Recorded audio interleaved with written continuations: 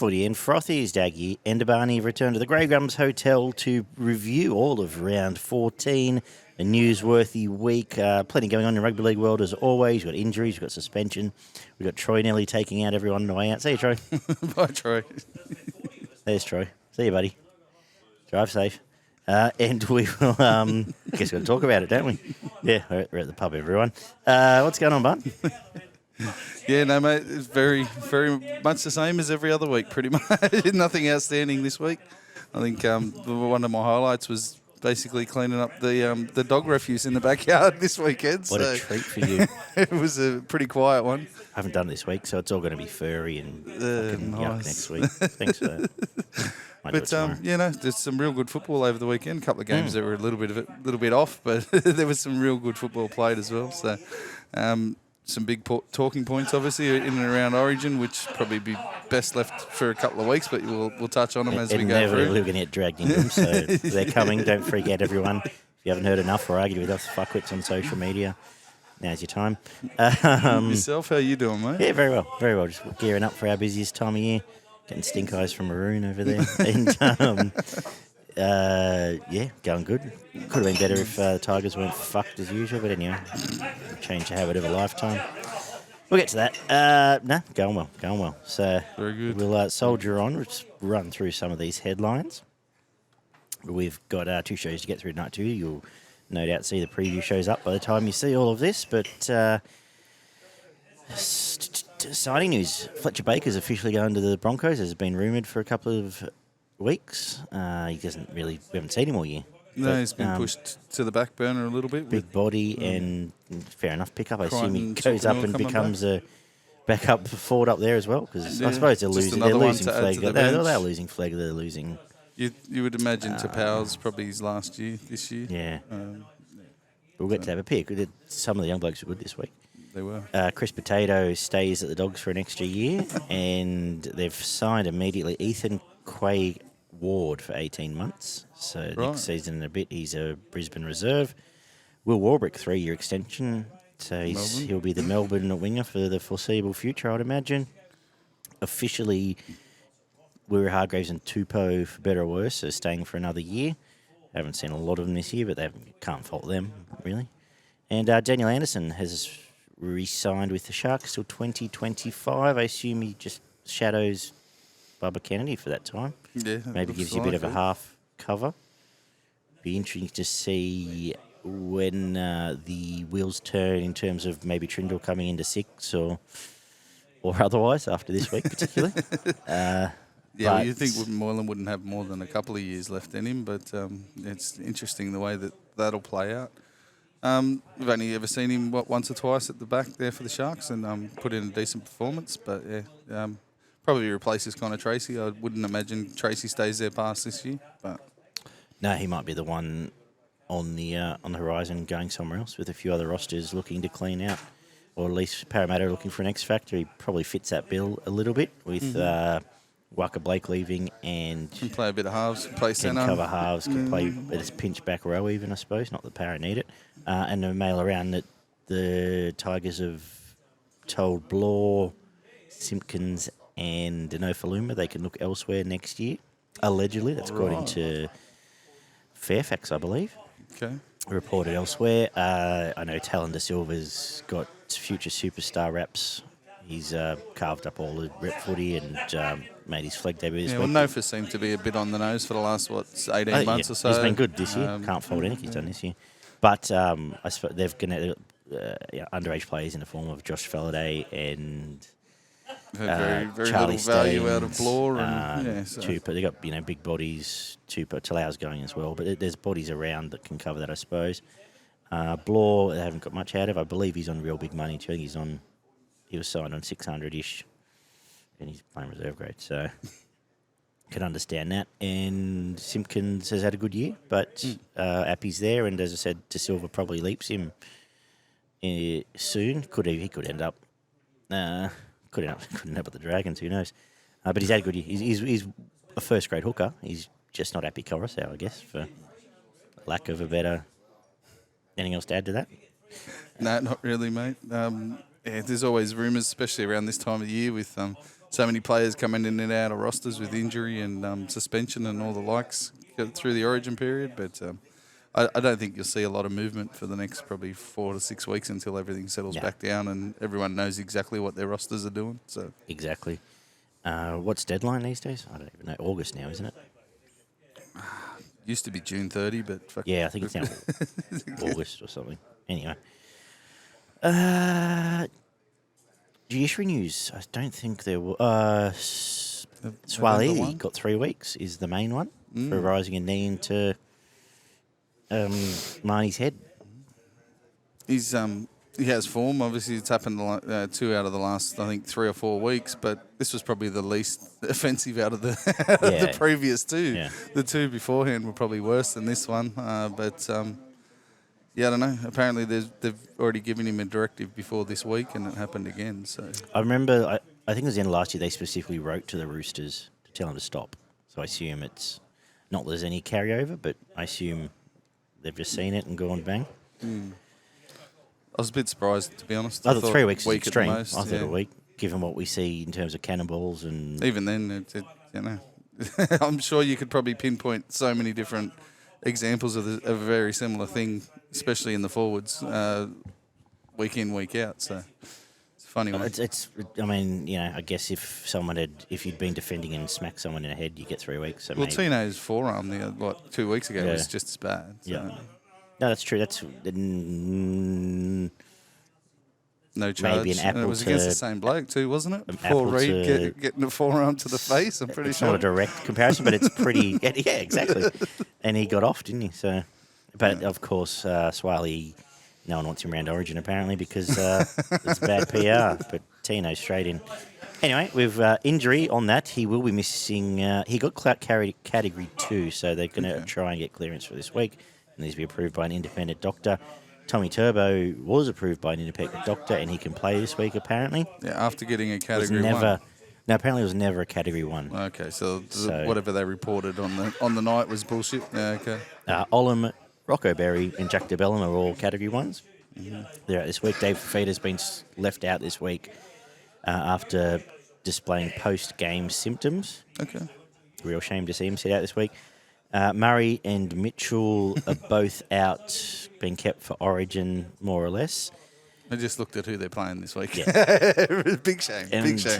Brad Parker, 4 to 6 weeks officially for his elbow. The 2 or 3 other big ones, Tom Gilbert's season. Yes. Apparently a bit of bone came away when he dislocated that, so it doesn't sound pleasant, and a road to recovery there, so all the best to him. And Jai Arrow, 6 to 8 weeks syndesmosis. And the big one, well, I guess the bigger one, is Nathan Cleary, 6 to 8 weeks with a hamstring, a decent tear. It wasn't encouraging watching him walk off. It was proven that way. Now we get to have all the fun. Did we hear anything about Murray? No, only rested this week. Only words said so far. So that didn't look good either. No, it didn't. No, and we'll see. I assume he gets rested until Origin. I assume then it'll be up to the New South Wales doctors to decide on him. Apparently Latrell's not fantastic either. There's well, he's been rested again this week too. So he's still in the same boat there. I guess it opens up, and as you said, we'll have actual teams next Monday to talk about, but it's the big talking point. Cleary's out. Does Nico walk straight in? How are you seeing? It's always a two-pronged question when we talk Origin, and a bit sort of pointless because the way we would look at it is probably very different how selectors look at it. Given all the raving and ranting about combinations, does Nico walk straight in? Does Luai stay? Et cetera, et cetera. What are your thoughts quickly, I guess? I think they'll try for probably minimal change as possible. I think you'll see Nico come in and Luai stay there for this game.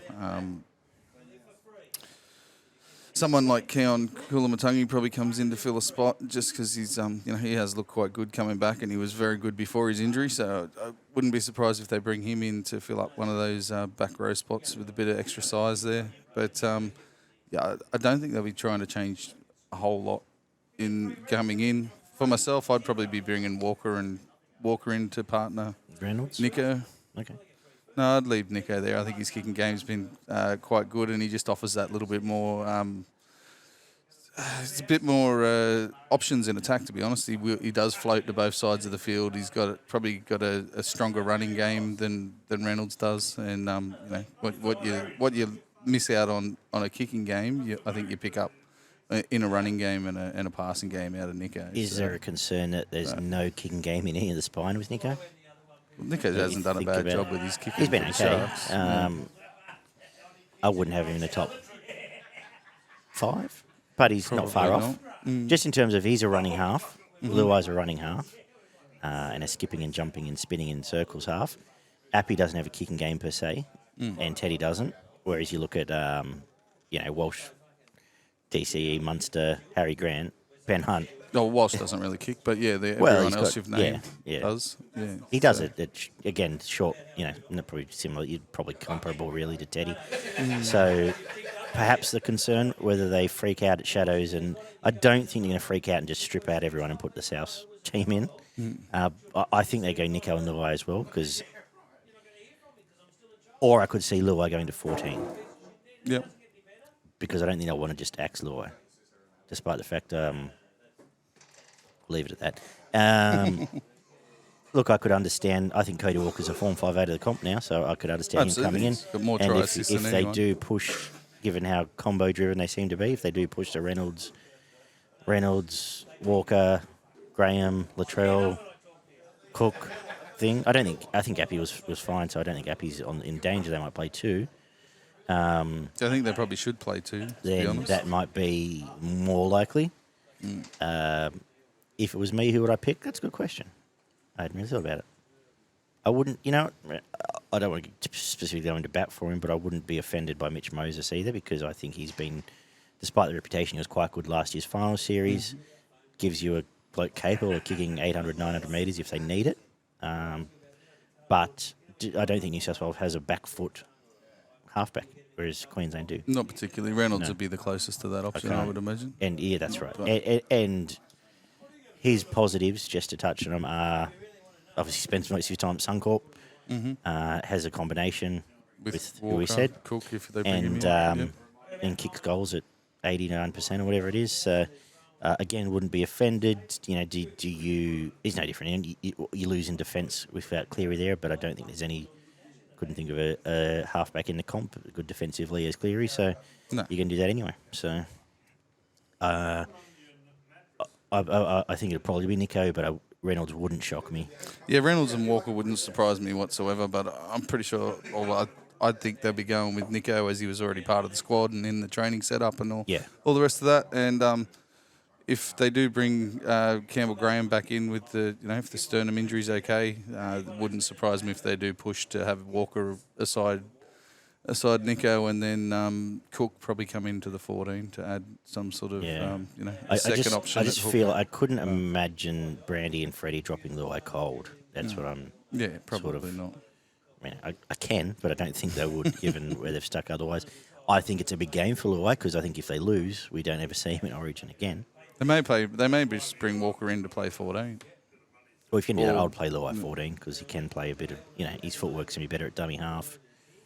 He doesn't really cover in other spots apart from running out the ruck. And it's all very speculative at the moment. We've still got a whole week of footy to go before half of them could get injured this Queensland are looking for 2 back rowers, or forwards. I dare say Christian Walsh just comes back in, plays in the middle, plays that Tom Gilbert sort of role, and then I wouldn't be surprised if Nanai just comes straight back. He was pretty good actually, Nanai. I think Horsburgh missed his moment. He didn't blow anyone away on Friday night.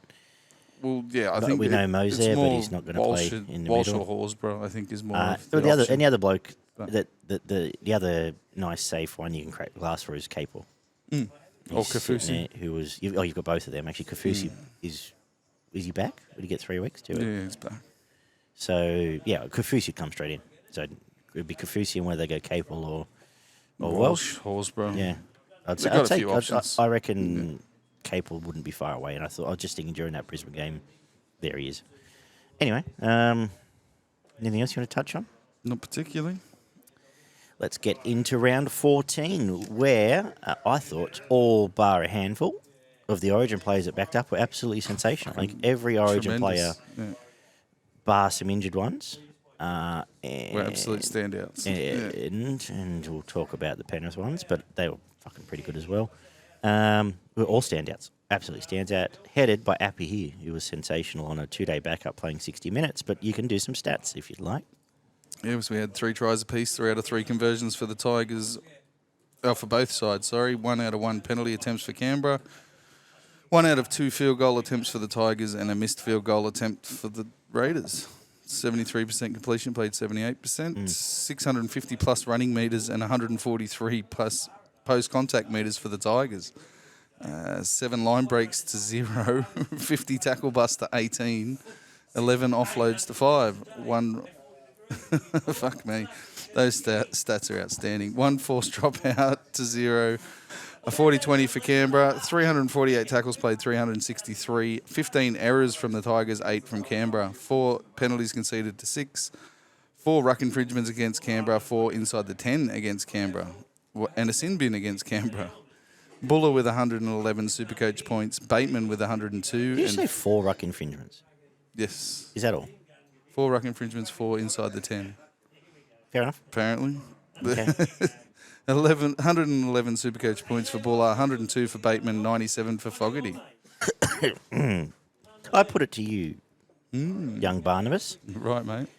Does the West Tigers have the best forward pack in the comp?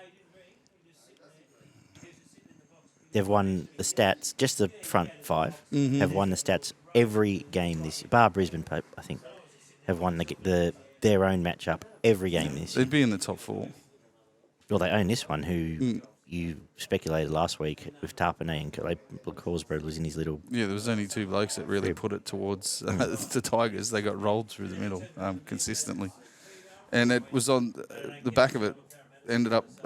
Fogarty had to kick him out of shit, to be honest, especially early in this game when they were just getting belted through the middle of the field.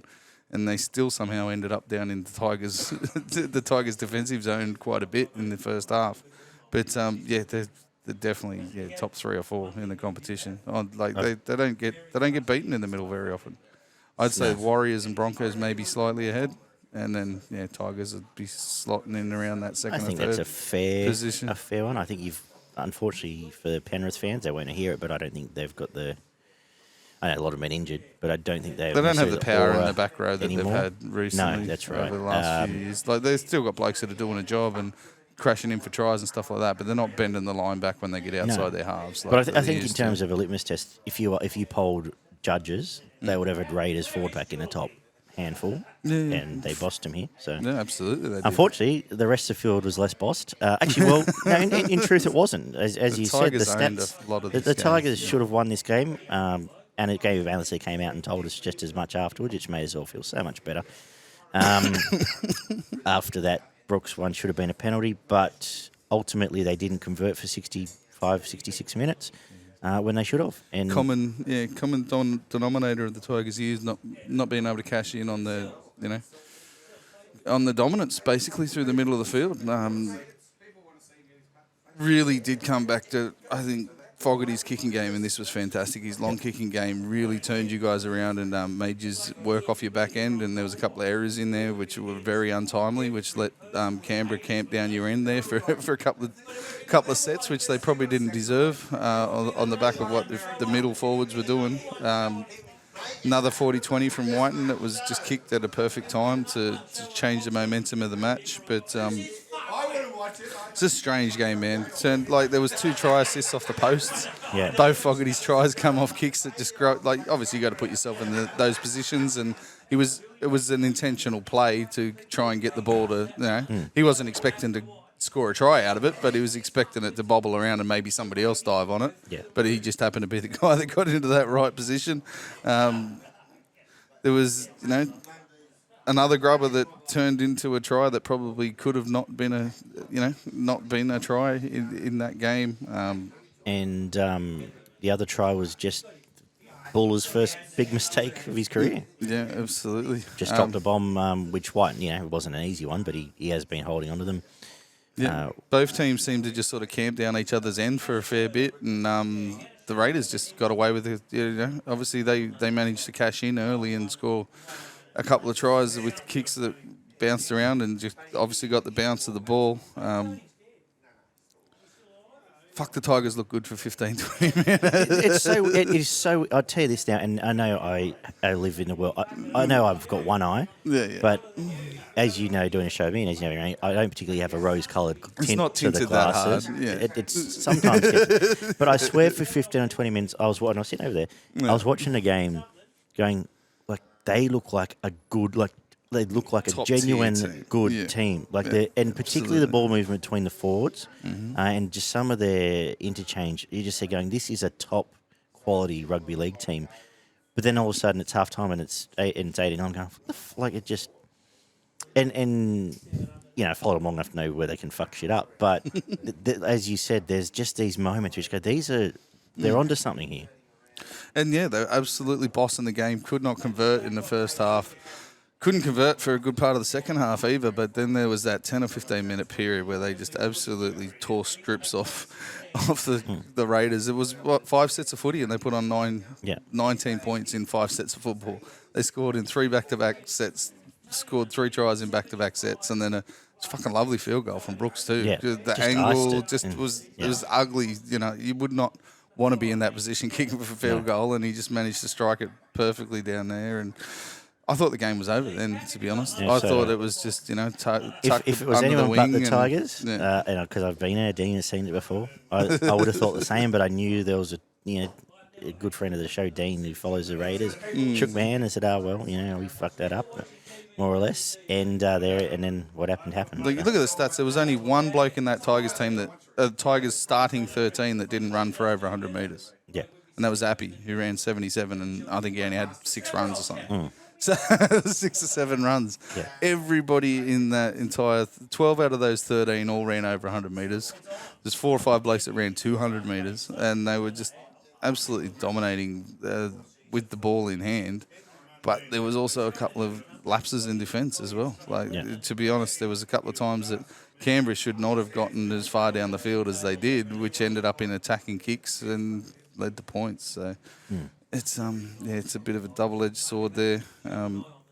Ultimately, it was like I said, 2 ricochets and a drop ball led to all of Canberra's points. I was quite overall. I thought they defended pretty well when they had to in that red zone. Just a couple of lapses. Canberra, you got to give them a bit of credit as well, because in that first half there was 2 or 3 opportunities that you should have scored off. Yeah.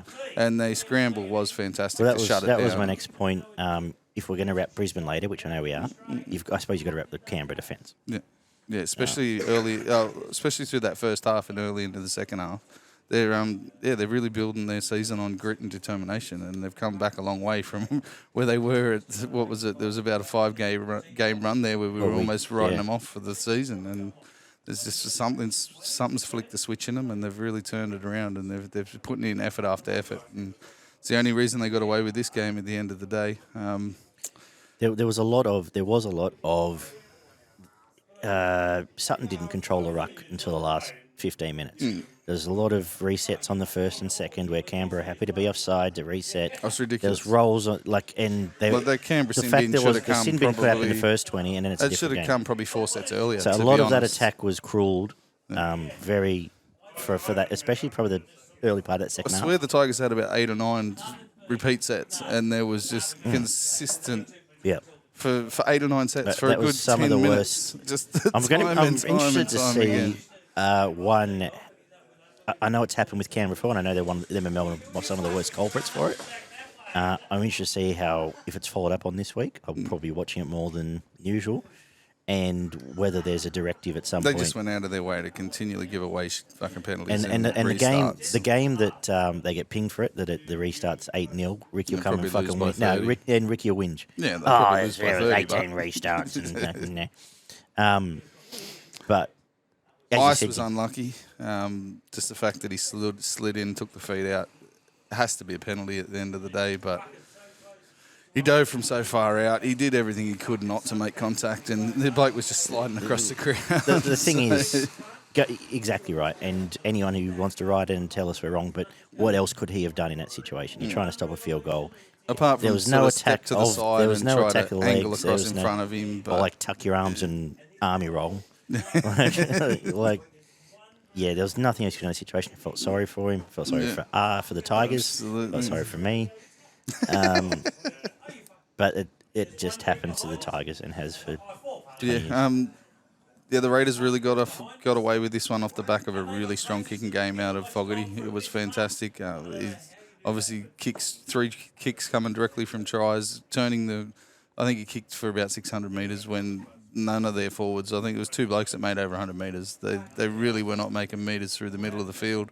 And when they needed them, it came off Fogarty's boot to turn the Tigers around, and then they did their work from there. I thought Nofaluma, Toa and Stefano were pretty strong for the Tigers. It's pretty hard to pick one that wasn't real good for the Tigers, to be honest. But Clemmer, Brooks and Wakeham, Papali were all very good as well. But Buller and Bateman were the best two Tigers on the field. Those two, the last 3 weeks, have probably been close to your best week in and week out for the last 3 weeks. It's amazing the rise of Buller from we're 6 games in, and he's now,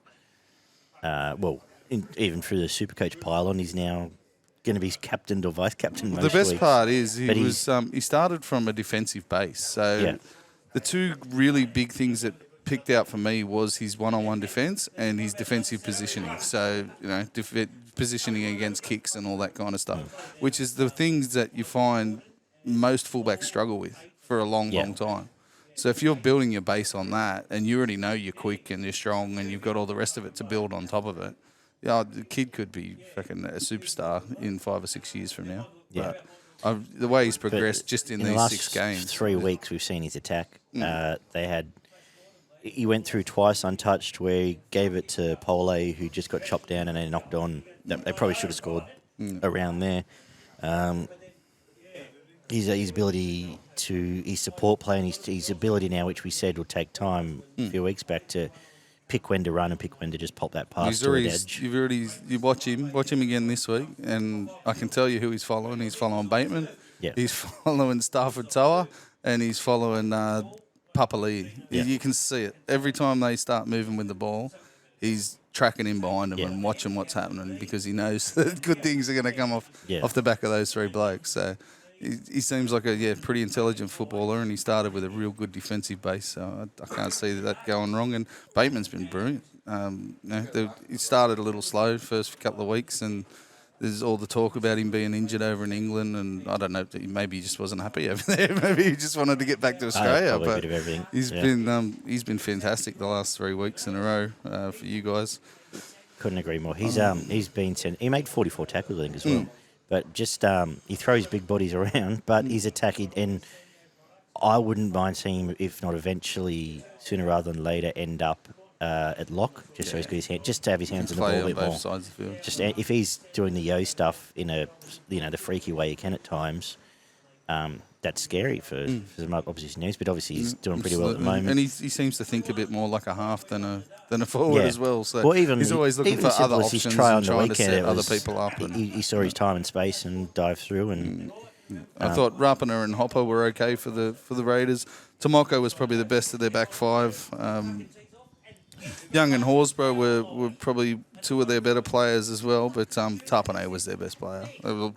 Was their best forward, and Fogarty was probably the best player. It's hard because Brooks had some really good moments, and this is probably close to the best game that he's played. I thought about that today in terms of it, just in my 3-2, when we're talking about points.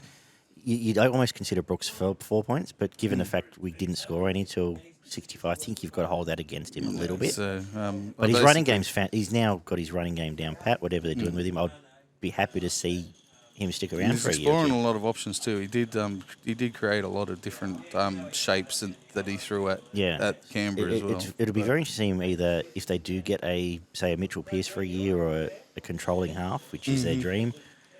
But the half combination, I think, is working as well as it can at the moment. And Wakeham's there a minimum wage. He's come over as a minimum wage. You're getting an 80%, 80+% goal kicker. And you're getting 3 out of 4 good games out of him. And he's doing his job. I can't knock what he's done. He's had. I can only probably think of one of the early games he's average, and then the rest he's been good. So, I had Fogarty with 3 points. I had Bateman with 2, and then I gave Buller the 1. Isn't that funny? Because that's what I've done too. And if you had have made a case for Bateman on a losing side, I wouldn't have argued. But given what Fogarty did, scored all the points. Involved in every point. Yeah, and 600 plus kicking metres on the back foot has to be given a big tick. So, yeah, I agree. Honourable mention to Appy on the backup, played 60 minutes, and I thought he was absolutely fantastic for a lot of it. His stats didn't necessarily show that. And Brooks has got to be mentioned in the same thing. I thought, what he did, he stood up when they were needed. He actually iced the game. They lost after the fact, but he iced the game. So it's all we need sometimes. And like we haven't really touched on, I do want to mention Fanua Pole in that in the start of that comeback. Yep. Go back and watch his kickoff runs. Each time they scored, it was Spencer Leniu level. Let's get going here, boys. I've noticed that over the last probably month or so. He's really picked up on his aggression. I'd almost be interested to see him as if they do say get a Frizzell and can move Bateman to lock, see him as the Leniu rotation. Had him in, just come on after 25 and monster some people. But he's still great. He's only 18, 19. Yeah, he's only a kid. It's exciting stuff. Just quickly on both these teams, and I won't do this for every game. I know I said a lot, but it's an interesting one given the fork in the road. Canberra's got a softish draw. Are you still comfy they're going to be okay, or is it cracks here, or is it just Tigers seem to particularly playing pretty well? Obviously, you probably should have won 4 of the last 5. Maybe they've hit a team probably on the won up 2 or 3 games that they shouldn't have won. Yeah, and winners win. So that now sort of sits them in the pole position to slide into that 7th or 8th position. To be honest, just where they're sitting on the ladder and the draw to come. Tigers still got a bit of work to do, but they've proven that they can match it with the teams in and around 6, 7, and 8. So both teams have a sympathetic draw. I think Tigers hit Melbourne without any Origin players, and the Roosters, who you probably can put a pen through without any Origin 2 player, I think. Yeah. So interesting times ahead, I guess. Yeah, I guess there's a part of me that think if you're another team, you'd probably rather not play the Tigers than the Raiders immediately. But the Raiders are winning, so and a pretty Origin-proof unless DC goes down and there's a big discussion around Fogarty. Yeah, unlikely. Alrighty, Saturday kicked off 30-8. The Warriors once again at home put away a decent team in pretty impressive fashion by the end of the game. Absolutely. What did you make of what the stats say? And you may have first crack at it. Yeah, we had 5 tries to 2, 5 out of 5 conversions for the Warriors and 2 missed conversions for the Dolphins. 75% completion, played 79%. 386 plus run metres and 149 post-contact metres for the Warriors. 9 line breaks to 6, 22 tackle busts to 17, 6 offloads to 9, 365 tackles played, 383, 3 intercepts to 1, which was an interesting one. Stood out for me in this one. Don't normally mention that, but quite a few intercepts in this game. 10 errors from both teams, 6 penalties conceded from both teams. 1 ruck infringement against the Warriors, 1 inside the 10 against both teams, and a sin bin for the Dolphins. Sean Johnson with 127 Supercoach points, 114 for Jermaine Asako, and 103 for Chance Nickel-Clockstadt. I think I got the clean sweep in this game. First try scorer, man of the match. And oh, nice. I probably got the margin wrong. Glad you didn't put him in a multi. But GT will sort it out for us, won't you, Greg? New Zealand's just a different world for the Warriors. Yeah, absolutely. Getting back there. But they were pretty impressive. They were physical, as they have been all year. But it came from a couple of... Fanua Blake was phenomenal again, but a couple of the other ones, now he's got some support, were pretty good. I thought Barnett had a pretty good return. I think you're going to probably touch on him. He's been out for a while. So and Niokora had a big game. Did have a very big game. So they've now got and Tor, who did his usual stuff, they're a good forward pack. They're in the conversation that we just had. So... that all led to Sean Johnson being able to produce 2 running tries, and I think it's almost a self-fulfilling thing with him where now he's back in form, teams are starting to hang back again, and he can get his running game back, which is all we ever hear about. Oh, mate, you fucking absolutely turned back time in this game. You fucking swear that bloke's got a time machine at the moment because he looked like a completely different player. He's playing better footy than what he was playing 6, 7 years ago. Like... I know they were only short runs, but he beat 3 and 4 blokes in both of those runs that led to tries. Left foot step, palm, shimmy, shake, stop, start, and then score a try next to the post. Like, he was fucking phenomenal in this game. And the best part about it is he's been so good this year, but it's been more about his game management with his kicking and his ball playing. And then to put his running game back in this one, I don't know if the jersey might have had something to do with the time machine. He thought he was Stacey Jones back there in the original Warriors kit, but fuck, he looked good in this game. I wonder how much of it was hamstrings and legs. I wonder how much of it. Maybe there's something to it. Like you've seen a little bit of Luke Brooks. You piece back together, and the whole package suddenly is there. 2.5 years away from your family as well. Can't help absolutely. COVID situation. Like he did have a couple of really top class games for the Sharks as well, but they were few and far between. And I think a lot of it's got to do with the fact that he's back at home. He can, he can do his thing. He can be around who he wants to be around, do what he wants to do. We saw at the start of the year he looked fitter than he has for a long time. Back to as fit as he possibly can be, and he absolutely grabbed this game by the throat and shook the absolute shit out of it. He was in everything. Like you mentioned, those guys like Carnes, Nickel Clockstad, and Nia Cora that were busting holes and causing problems out wide, but it doesn't come without Sean Johnson holding up the inside defenders, goose stepping, throwing short passes, and putting blokes through holes. Like it was a display they haven't seen out of Sean Johnson for a long time. It was fantastic. That home away from home has to have a big part of it because he was offered more money at the Tigers next year, and he said, "No, I'm staying in New Zealand." I think Webster's since said he's got a job as long as he wants it. So I could imagine him going around again and doing the same. Yep.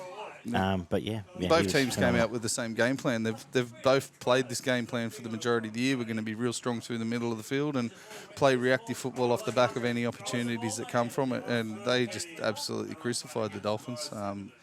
Dolphins were quite strong in the first half. Obviously, it was a real close game for 45, 50 minutes of this game, and did come back. A lot of it came back to Milford's brain explosion with his very, very late hit, and which got him 10 minutes in the bin. And straight off the back of that, the Warriors cashed in with 2 tries, and then they just looked in complete control from that point on.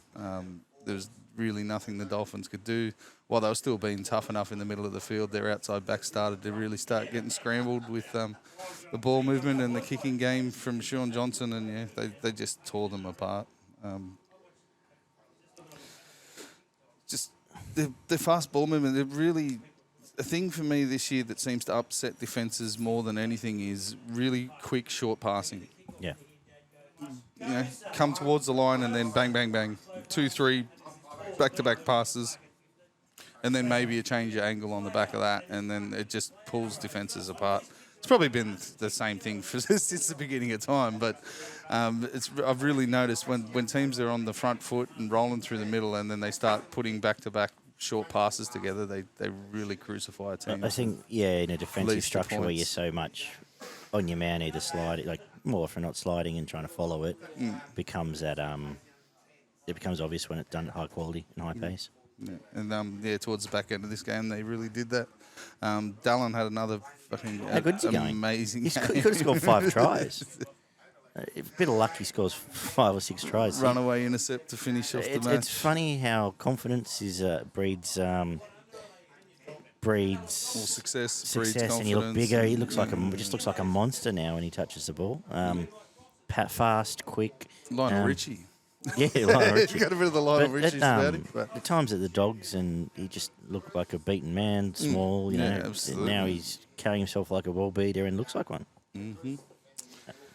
They cruised away at the back end of this game. There wasn't really much the Dolphins could do about it. Barnett, Pompey, and Metcalf were all good for the Warriors. Metcalf got a bit more involved. I was going to get your thoughts on him because I know he had the try there, and his running game was strong. Right. Probably didn't get involved as much as he could have with the ball playing and stuff like that. But his running game was very strong. Where was I? SSU, SASA, and Katoa were pretty good as well for the Dolphins. If you go, they're probably around the same sort of mark as the 3 I mentioned for the Warriors. You go to Ray Stone, I thought had a really good game for the Dolphins. Enormous amount of defensive work. Did Wallace and was it Kenny? Kenny was pretty good. Kenny Bromwich as well, for the Dolphins. Isako and Nikorima were their best two players on the field. They were given the right time and opportunity. They look untouchable at times. If you give them half a gap and they're really, pressuring the defence, they're causing all sorts of problems for their opposition.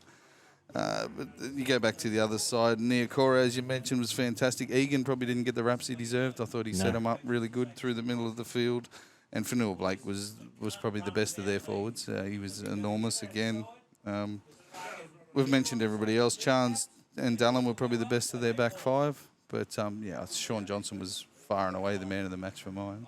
You can now make a strong case that Nikorima needs to be in his start, at least in a 17, if not the 13, no matter what happens next. Because he's their best. He was their best player here. He has enough pace, his creativity. He could have busted him over probably 3 times, which is a different game. And as you said, the two I wanted to specifically point out were him and Isako, who, same as Dallin, is now looks like a world beater. Has done for pretty much the entirety of the season. Yes. Yeah, I don't think I've seen a game where he hasn't looked like a big threat out on that right-hand edge for the Dolphins. Now, last question again. I'll put it to you, Barnabas. Last year we saw the Broncos, to a lesser extent, the Cowboys, Sharks, run out of gas. New coach, up and going. We've got to win these fresh games. And then the fuel tank peters out towards the back end. Is the fuel tank light starting to come on for the Dolphins? Yeah, I think a little bit. That's the feeling I had at the back end of this Gilbert game. Gilbert out now really doesn't help. No Gilbert. 32-year-old forward pack. Kafusi may end up back in Origin. Jeremy Marshall-King's doing everything he can. You've got a young 19-year-old in there running the show in Katoa. Plus teams just worked him out. Yeah. Dolphin. You know exactly what's coming at you week in, week out. And if you can match the intensity for big parts of the game, you're probably a good chance of taking the points off them at the back end of it. So I had the feeling that, and I'm just looking now, they've got Manly, the Eels, the Broncos. Go away. Manly, the Eels, the Broncos next couple. And my computer decided to kick me out of wherever I just was, which doesn't sound particularly promising. Then the Titans, Panthers, Bulldogs. That's not the worst draw, but they have a bit of a smell of last year's Brisbane team to me. They'll be better next year. Yeah, seasoned halves. And this isn't a knock. I'm just saying it's. Well, they've overachieved to be where they are at the moment. Yes, to be honest. And that was always the goal. Like if they'd come out and lost the first 12, it would have been a completely different landscape. They've done what they had to do. Half of everybody had them in the bottom 4. Exactly, and probably which closer to the wooden spoon than anything else. But they get anywhere within sort of 12 to 6. They've done an amazing job, I think. So. Yeah, I think I'm starting to think if you ask me to pick an 8, they're on the outside of it now. Yeah. 3 points to Sean Johnson's no-brainer. Fanua Blake 2, or you? I had Dallin with 2. Or he's the other one. And then I either had Fanua Blake, Chance, Isako, Nikorima. Chance we didn't mention. Chance was brilliant. Talk about Chance. What a difference it makes from he was not wanted at Canberra. Yeah. He played 2 or 3 games at the start of the year. I think one of them he played quite well. The other 2 were average, and was basically put back to reserve grade. Didn't play another game for Canberra. Yeah. Comes out here, he's been close to the Warriors' best player, like week in, week out, and just a constant threat. His support play is as good as anyone. Doesn't really have that passing link game that a lot of the fullbacks in the competition do have, but he can produce it at a pinch. And his support play and his running game's been fantastic week on week. So. I'm fine. 2 to Dallin. Give 1 to Isako, I reckon. We can let's maybe the safer bet there. Then we got to as Trev from Club Trev comes to pop the heater on. There it is. Look at that. Thank you, sir. We've got the other mic for later. Yeah. 46-26 up next is the Bunnies. Just more things changing. 26-28. 46-28. 28, sorry. Yeah. 5 tries for the Titans, 8 for Souths, 4 out of 5 conversions, played 6 out of 8. 1 out of 1 penalty attempts for Souths, 78% completion, played 80% for South Sydney, 505 plus running metres and 149 plus post-contact metres for South Sydney. 5 line breaks to 8, 22 tackle busts to 27, 4 offloads to 6, 2 forced dropouts for the Titans. 324 tackles played, 292, 10 errors to 9, 3 penalties conceded to 4, 1 ruck infringement and 1 inside the 10 against the Titans. Alex Johnson with 107 Supercoach points, Tino with 103, and then you had Kulamutangi and Walker both on 100 for South Sydney. Well, as I said, the more things change, the more they stay the same with the Titans. First half specials. They seem to start good, don't they? They're quick, they're upbeat, first they're going, 20 minutes, out, half an hour in them. And then they just don't come out after half-time. I think the stat is if they had won every game they'd led at half-time, they would have been top running of the first. Yeah. And if they'd won half of them, they'd be running 6 or something ridiculous like that. But South started really slow in the middle of the field. I don't know what was going on there. They got bullied in the middle of the field. Tino's younger brother, Isaac, scoring the first try off. If anyone had the Fasuamali all up, you would have had a nice day out. Yeah, absolutely. But maybe Papa Fuss. Field position early. It was actually nice work from Tanner Boyd to put him away. Just step inside, outside, confused defence, short ball to young Isaac to score under the post, and then Randall jumps out our dummy half, and 10 minutes in, it's 12-0, and I'm sitting back going, what the fuck's going on here? Why have South started so slowly? Is this going to change, or is it the Titans just hot tonight, or what? But yeah, it slowed down pretty quickly. The middle defence really tightened up from Souths. Obviously, there was a directive sent out there to compress their defence and make them go around you rather than just busting through the middle of the way that they were. And they upped their tempo in their defence in the middle of the field. And off the back of that, you saw some really good line running out wide, which caused the Titans no end of problems, which has been their problem for... it's probably since their existence, to be honest. Their centres and outside backs have really struggled. Aaron Shoup went up there as a defensive centre and he was probably close to their best, though. He tried very hard. But the rest of them, Keon scored a really nice try, just barging over. Like, there was 4 blokes missed that same tackle. Yeah. For Keon to score that first try for South. He dead set took 4 of them with him. Or he ran over the top of 2 of them and then took another 2 with him and just scored out wide. Halfway out there. But it's funny how many times you can see four blokes miss the same tackle for the Titans. It happens so many times, and that was just the start of the rot, to be honest. Both teams then sort of seemed to take turns in stripping each other for numbers out wide. Wasn't anything super fancy about it. It was just some nice fast passing and players being out of position and just getting stripped on the edges. I think you're probably underselling Cody Walker's contribution a little bit there because he just has the right knack at the moment to know when to draw in. He'll go far enough into line to make Tass look like a world beater. And maybe Tass is because he's had a fantastic year. He's been very good. Or he then has the option just Shovels to hit AJ or he... No. Or true. if Latrell's there, he just goes, there you go, and up the inside. So I thought his touches were very good here. But given, as you said, in the first half at least, it was the same story on the other end. I'll let you continue. Yeah. No, it was obviously what was pretty close. It was Titans are leading by about 8, I think, coming into half time. And as you mentioned, they just did not come out at all in the second half. The South really sped up the ruck speed and just completely dominated the Titans through the middle of the field until Tino got his second stint and sort of strengthened that up a little bit in the middle of the field. But still, one bloke on his own could not match this pack that was just rolling through through the Titans team. And then they decided that they're going to start attacking the outside backs for the Titans. And none of them could tackle. As soon as the ball got one pass wide of Cody Walker, they just looked like points were coming time and time again. They scored 5 or 6 tries in a space of 30 minutes, and they must. How did they not get some sort of response out of that playing base? I do not understand. Like after a game like this. How your captain's not coming in, ripping strips off people, how blokes, 6 blokes aren't getting dropped. I just don't get it. They're all, like at the start of the year, we had them down the bottom 4. Yeah. They've overachieved for an hour in a lot of these games. They've obviously got attacking flair. Maybe they're just all kids and maybe they're in the wrong, I don't say the wrong system, but maybe they've got a bit of maturing to do. But after a while, when a pattern's a pattern, and you know it's gonna happen. Just don't work together. Yeah, I don't know. And four and One yes, four and slides, change one some runs stuff. out, one comes, like one's holding his wing while the centre's jamming in, and then there's just fucking holes everywhere. It's just defensive structure is just not there at all, especially on the edges for the Titans.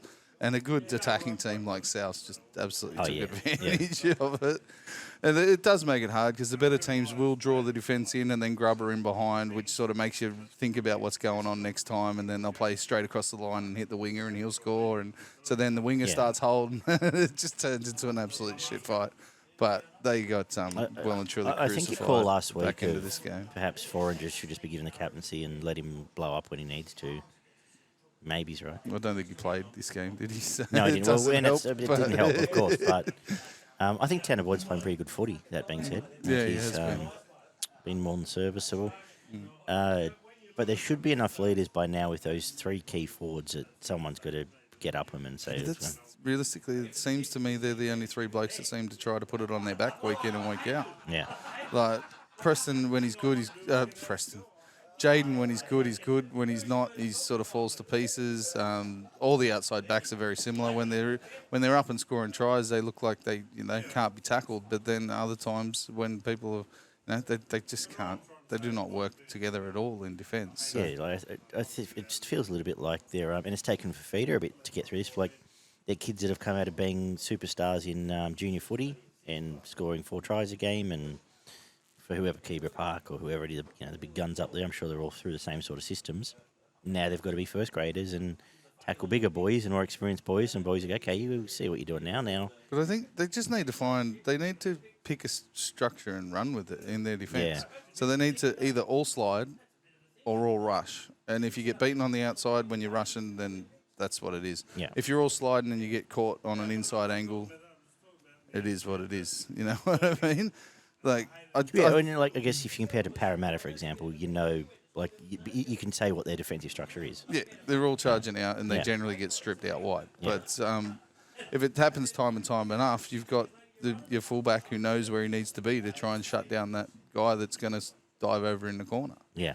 If you've got your team that's continually sliding, you know that your halves and your second rowers may have to stop sometimes to stop that angled run back inside. It's just... But they just seem to mash it up so many times it just kills them. There's a few players. Randall I thought was quite good, and Boyd has been. Yeah. I think you have to mention Liu as well. They were quite good for the Titans. Shoop was probably their best of the back five, but none of those were outstanding at all. Mo was brilliant again. Well, he led the run meter and tackle count. I can only say it and scream into the void for so long. You've been saying it for a couple of years, and his form in the last 6 weeks has been brilliant.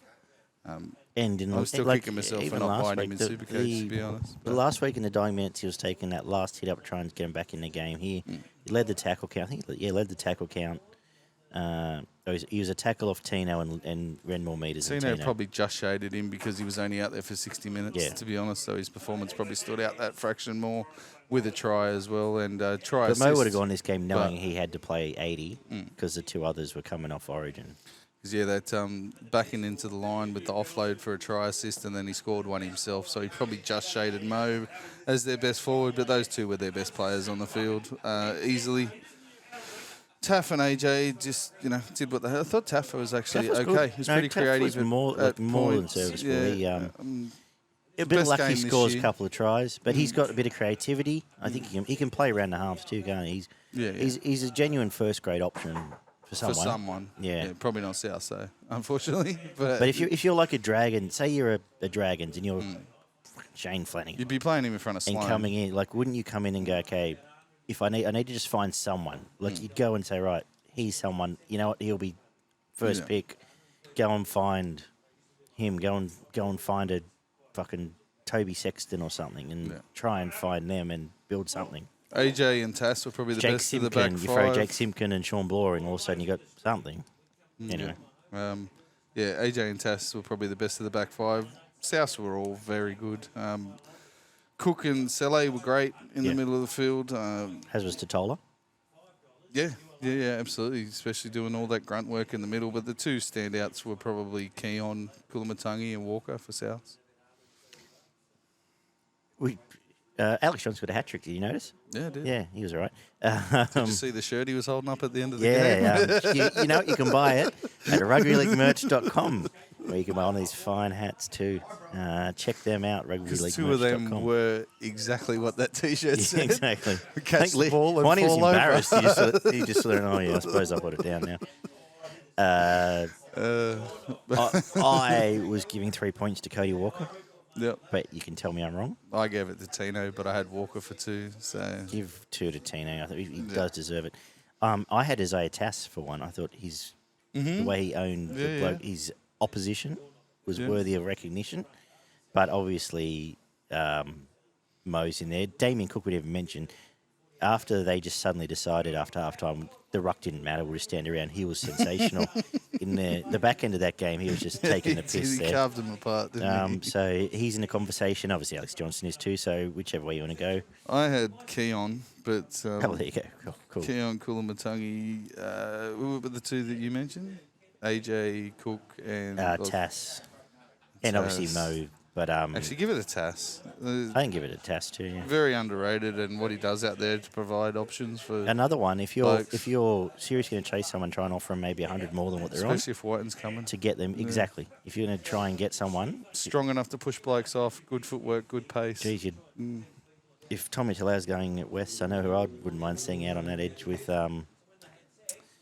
over with not Nofa. Stafford. Well, Stafford's on the other side, but anyway. Junior Tupu, yeah. Anyway, Broncos 20 Sharks. You want to keep going? You're right. Yeah, good. 20-12 Broncos and Sharks wrapped up Saturday night. Very good, strong game. Both teams tried their ass off for a good chunk of it. What did the stats say? And then you get the floor as the Sharks supporter.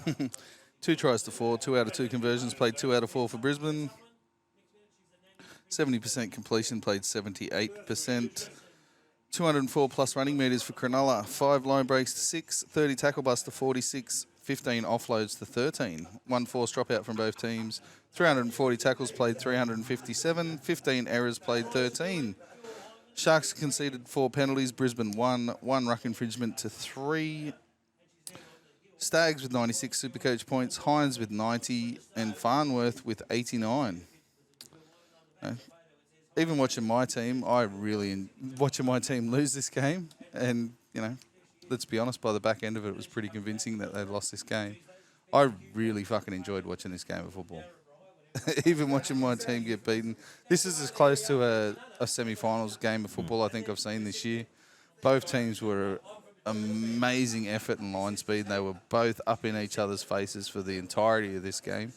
Because Tony Staggs needs to fucking run around with a picture of Sifa Talakai in his fucking wallet or on the wristband that he tapes up every week. I'd love to see that every fucking week. Just instead of writing mum or God or whatever, just get a photo of Sifa and put it there. Absolutely flicks his fucking switch because ever since the Origin game last year, every time they play Cronulla, he plays like a fucking man possessed. It told from the first hit up of the game. The way he brought that ball back for the first fucking tackle of the match, absolutely ran as hard as he could straight at him. I'm like, oh shit, Staggs is on tonight. This isn't going to be great. But he was fucking brilliant. Something really ticks him off about Sifa Talakai. I'm guessing it's because of the Origin thing last year. But he was a different footy player in this game. Brisbane really won the forward battle in the first sort of 15, 20 minutes with Haas and Carrigan really laying that platform. Sharks matched them well enough, but were definitely behind. Brisbane were really racking up the metres through the middle of the field. Sharks did have some good field position early, and there was dead set 3 mistakes made by young Matt Moylan in the space of a couple of minutes, which turned around to being a length of the field job for Broncos to run 90 metres and score down the other end of the field 3 tackles later. He should have hit Hines on a short ball, which he would have gone over untouched with nobody anywhere near him, and Sharks would have scored the first try of the game. He then proceeds to put in one of the worst grubbers I've ever seen that bounces off someone's shins and just sits up for Tony Staggs to run 70 metres down the other end of the field. And then they scored two tackles later. Sharks shot themselves in the foot quite a few times in this game, to be honest. But because if you look at the first 3 tries from Brisbane, realistically, the 2 leading right into half-time as well, they were kissed on the dick, man. They had a rainbow shot up their arse for those 2 tries. Like, they have to put themselves in those positions. Like, Ezra Mam has to take that chance and the opportunity to throw that cutout that bounces perfectly up into fucking Corey Oates' arms, and then he runs 60 metres and kicks the ball into the fullback, and the fucking thing spins around and ends up exactly where Ezra Mam wants it to end up, and he picks it up and scores. And then on the other side of the field, Staggs puts a little chip over that Mulatano manages to jump up, get a hand on, and it falls perfectly down into Tony Staggs' feet. And he picks it up and they score. And you're just like, oh, fuck, what do you do? Welcome to my world, David. Absolute bounce of the ball went Brisbane's way for the majority of the night.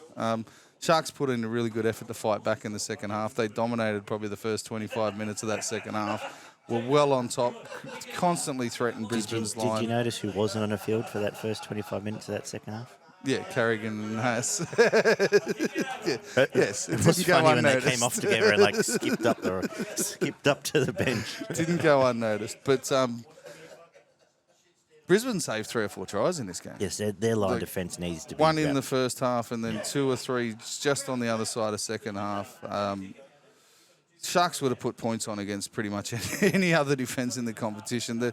The way they scrambled and got to the edges to deny Mulatano 2 or 3 times, Katoa another time, and I'm pretty sure there was a forward that might have been Royce Hunt that really should have crashed over, but they ended up with 3 different people underneath him, and young Reece Walsh diving in under there as well.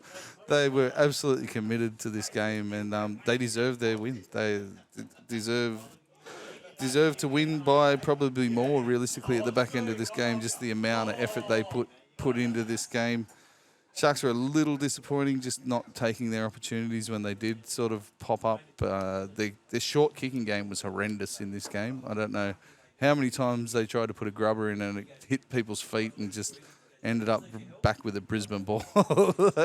They did not get a grubber right all night. Then they put in 5 or 6 of them trying to get repeat sets, and they just could not get it through the line. I don't know what that was about. But there was during that same 25-minute period where Sharks were on top, Nico spent the whole time faffing about. He was popping up on one side and not really making a decision. I'm just sort of elaborating your point here in that his short kicking wasn't fantastic. I love Nico, not knocking. But they could have iced the game in that time, and they just didn't. They should have. Could have, should have. Moylan, a couple of nice bombs. There wasn't the half-assed weird Penrith bombs, but I thought they probably missed a trick there, and I thought better executed. Kennedy probably didn't get involved as much as I would have liked to see. He did in the first half, and then in the second half when they were really in the ascendancy. There was a lot more of. I think it's almost like they enjoyed that edge battle as much as us watching, because it was like, we'll just give it in a core and see what happens. Bash into He's going to fucking do something, or we're going to get bashed. And then, Talakai will do next. But that there wasn't really many plans away from it. Nakora had a great game, really tried his ass off. But Kennedy got the bounce of the ball there for the little grubber where he scored at the back end of the game. And that was probably really the only bounce of the ball that went the Sharks' way. Yeah. You put these teams up against each other, 10 games, Broncos probably win 6 of them, and the Sharks will grab out the other 4 if they play like this. Sharks have still got, you can't miss 40-odd tackles and expect to get away with a game against anybody, let alone one of the better teams in the competition. So they've still got a lot of work to do in their defence, and they're still missing 1 or 2 guys in the middle, like McInnes and Rudolph. They really missed them. I mentioned at the start of the year, I thought they were short on size and leg speed, and you take those 2 guys out, doesn't help at all either. But Brisbane were fantastic. Brisbane now, for me, a rubber stamp top 4 team. And even they haven't had a bye yet. Yeah, I know. They've got 6 points up their sleeve. No. They've won 2 more games than else in the comp. Rubber stamp top 4, and I think they'll be giving it a big fucking shake. I think if you're someone, and I don't future punt because I'm a sicko and need to punt today, but if you're going to bet a future minor premier, I'd load up Brisbane. Probably not going to go far off. Unless they fall off a cliff. I said on a preview, if they win this game, this is a big game. They won last week with no one there. Yep. and they've got and then they're about to cop a couple of We've got buys 3 in quick buys, succession. yeah. So happy days for them.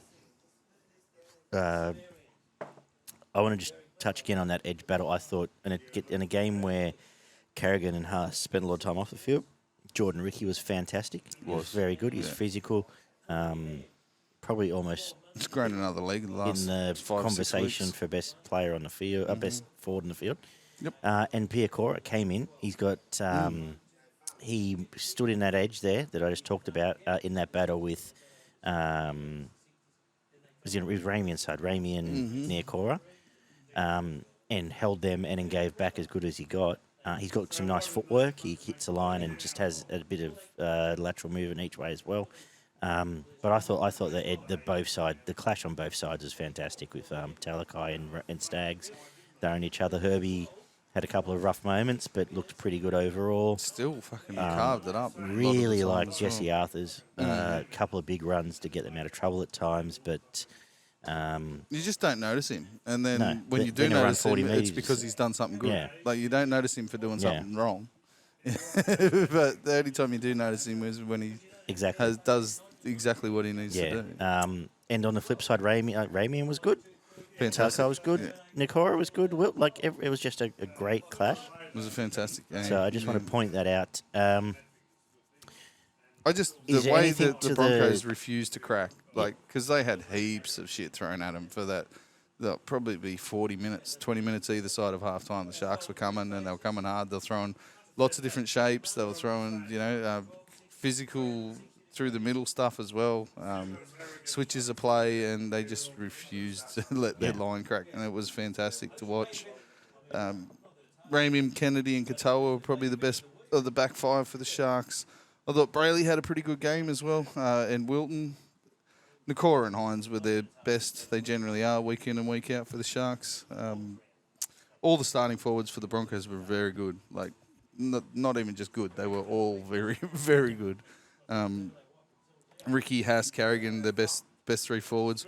Walsh was fantastic in attack, so was Reynolds. And Capewell's still captain clean-up, and that's when I noticed him in a lot of those chopping blokes down late.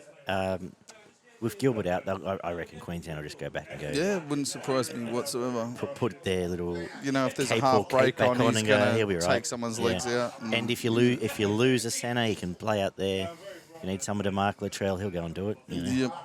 Corey Oates deserves a fucking mention. Jeez, he was good. Has he always run on his heels? Yeah, I think so. Yeah. He doesn't bend his knees when he runs. I don't know what it is. Not that I can talk. But he was instrumental in stopping a couple of attacking raids, he was great. Creating a couple of really good line breaks and turning the Sharks around, running 40, 50 metres. He was just in the right position constantly. And Staggs and Farnworth were fantastic for the Broncos, and probably were the position on the field where they dominated, to be honest, the centre battle. We have not even mentioned a few key players. Blake Brayley, 50 tackles, did what he does every week. Mm-hmm. Adam Reynolds still had another great game. He's kicking. I mentioned him in passing, but we didn't really touch. Reece Walsh, good as well. Yeah, brilliant. Both fullbacks were great. Yeah, he was. He won the battle against Kennedy. Yeah. He was instrumental in a couple of their really long attacking raids where they put guys away down through the centres. Didn't get the assist and tries that he does against other teams, but I think that sort of spoke more towards the scramble defence from both sides. Was fantastic, because there was probably a couple of times the Sharks got cut open as well, and they managed to shut things down when they probably should have had points put against them. So, how are you going to divvy up your points here? I had Staggs with 3. I thought he was the best player on the field, but he's man-possessed in this game again, as I mentioned earlier. I feel like, as I said, that was where I felt the battle was. That's where I sort of looked. I sort of was the same. I had Piacora for probably 1, but I thought I really wanted to mention him. I had Farnworth or Walsh for 2, and the other one would get my 1. And Nikora would have been an honourable mention from me. Let's go. And Hines. Hines was good in what he did. I think Sharks the game don't score a point there. without him. Yeah. Like, you put Talakai away, a couple of short raids where they don't get the field position and metres that they get without him putting guys into holes. So, go Katoni, Herbie, and Walsh. Give Walsh the edge over Hines and I think Nikora. So. And again, as we've said, and we're about to get to, geez, the Origin players were good this round. Absolutely, they were.